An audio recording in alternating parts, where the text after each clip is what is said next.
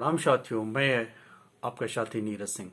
साथियों, आज महात्मा ज्योतिराव फुले की जयंती है और महात्मा ज्योतिराव फुले को सही मायने में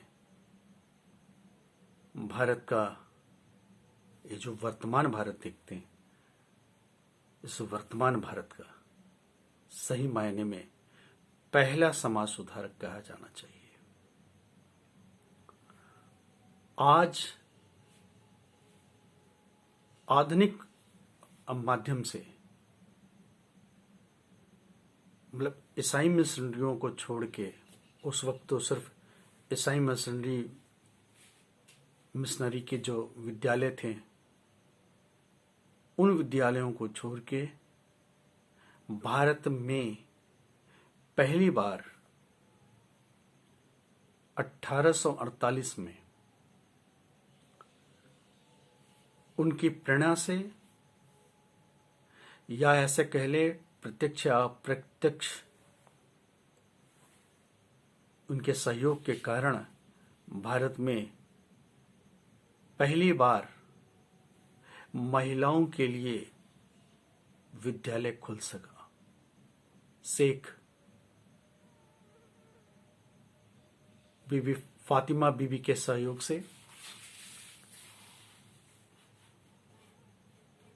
महिलाओं का पहला विद्यालय खुला।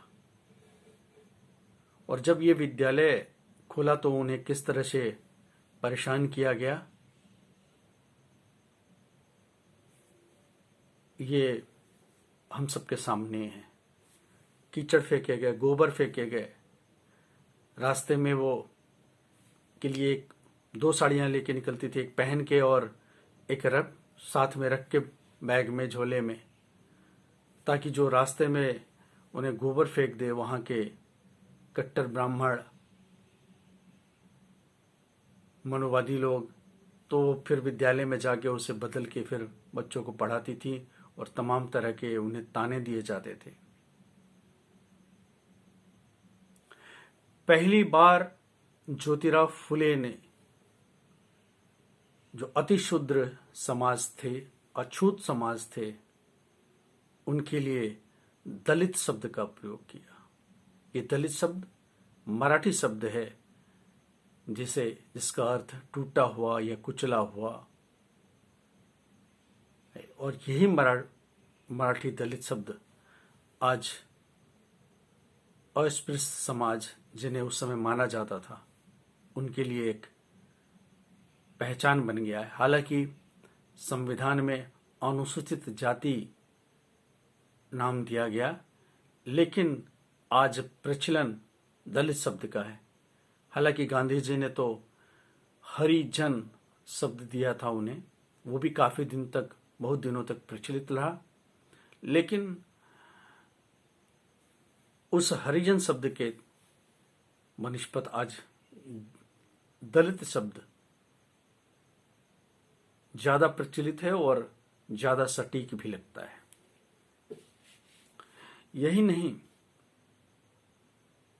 उन्होंने पाखंड, अंधविश्वास और एक जाति विशेष के वर्चस्व को भी चुनौती दिया।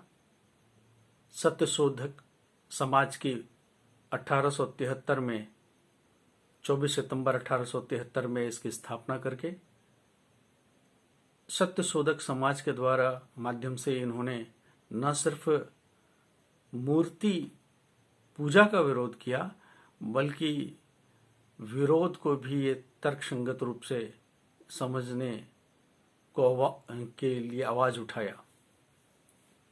या ऐसे कह दे कि वेद के भी ये बहुत समर्थक ये नहीं थे। और इसी के समय में, इसके 2 साल बाद, उसी महाराष्ट्र में एक तरफ पुणे में ये सत्यशोधक समाज की स्थापना हो रही थी, तो मुंबई, उस समय के बम्बई या मुंबई में स्वामी दयानंद सरस्वती द्वारा आर्य समाज 10 अप्रैल 1875 को आर्य समाज की स्थापना की गई। यही नहीं,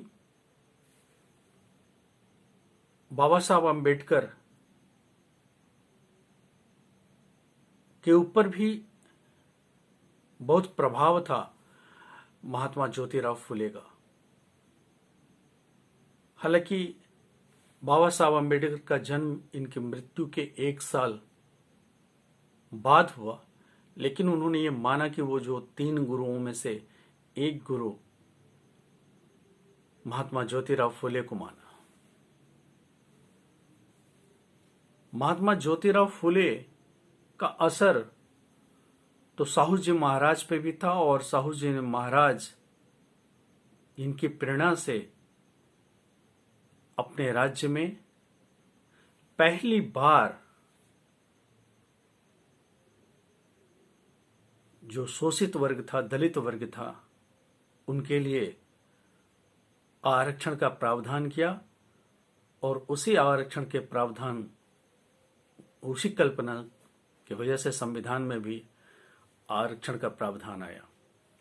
तो कहीं न कहीं जो आरक्षण के जो सिद्धांत है या उनका जन्म हुआ, वो भी महान समाज सुधारक महात्मा दयानंद सरस्वती,